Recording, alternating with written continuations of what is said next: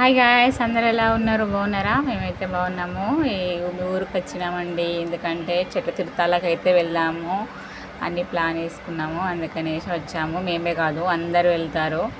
వర్షాలు స్టార్ట్ కాగానే వెళ్తారు, ఎందుకంటే దేవుళ్ళకి మంచిగా వర్షాలు పడాలని మొక్కుతారు, పూజలు చేస్తారు. కాబట్టి అలాగే వర్షాలు పడంగానే టెంపుల్కైనా వెళ్ళొచ్చు, లేకుంటే ఎవరి పొలాలైనా వాళ్ళు అక్కడికి వెళ్ళి వంట చేసుకొని తింటారండి. మేమైతే ఎల్లమ్మ టెంపుల్కి వెళ్దామని అనుకున్నాము.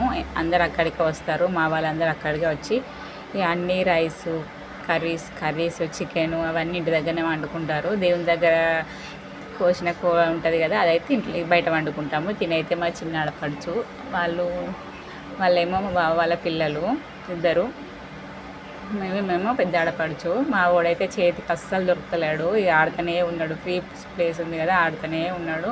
మా అత్తమ్మ ఇక్కడ కూర పొయ్యి మీద వేద్దామనేసి చూస్తుంది. మటన్ అయితే ఏదైనా కట్టెల పొయ్యి మీద వండుకుంటే అది వేరే టేస్ట్ ఉంటుంది కదా, అందుకనే ఇది ఇక్కడనే వండుకుందాం అనేసి అన్నీ తీసుకొచ్చుకున్నాము.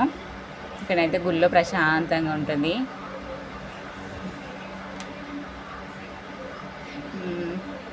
ఇక ఖాళీగా ఉండి ఏం చేద్దాం కొద్దిసేపు అనేసి టమాటాలు అవన్నీ కట్ చేస్తున్నాము కూర్చొని. టమాటాలు కట్ చేసిన తర్వాతనైతే ఇక కొద్దిసేపు అలా బయటికి వెళ్దామనేసి అని అనుకున్నాము.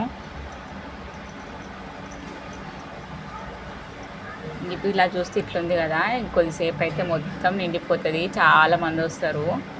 ఈవినింగ్ కల్లా మేమైతే 2కి బయలుదేరినాం కాబట్టి ఇంకెవరు రాలేరు. అప్పటి వరకు అయితే 4 వరకు అయితే మొత్తం నిండిపోతారు, ఎందుకంటే అన్ని ఇంటి దగ్గరనే వండుకొని వస్తారు, ఎవరి ఇష్టం వాళ్ళు కదా. మేమైతే ఇక్కడ వండుకుందాం అనేసి మేము అవి తీసుకొచ్చుకున్నాము. ఇక తర్వాత బయటికి వెళ్ళి కొన్ని పిక్స్ అయితే తీసుకున్నాము. మేము వారు పిల్లలు ఉంటారు వాళ్ళు. ఇంకా రీల్స్ చేద్దామని చూస్తున్నారు వీళ్ళైతే. అప్కమింగ్ వీడియోలో వస్తుంది రీల్స్, చూడండి. ఈ మామిడి చెట్లు చూడండి ఎంత పెద్దగా ఉన్నాయో. లోపలికి వెళ్ళి దండం కూడా పెట్టుకొని వచ్చినాము టెంపుల్ లోపలికి అయితే.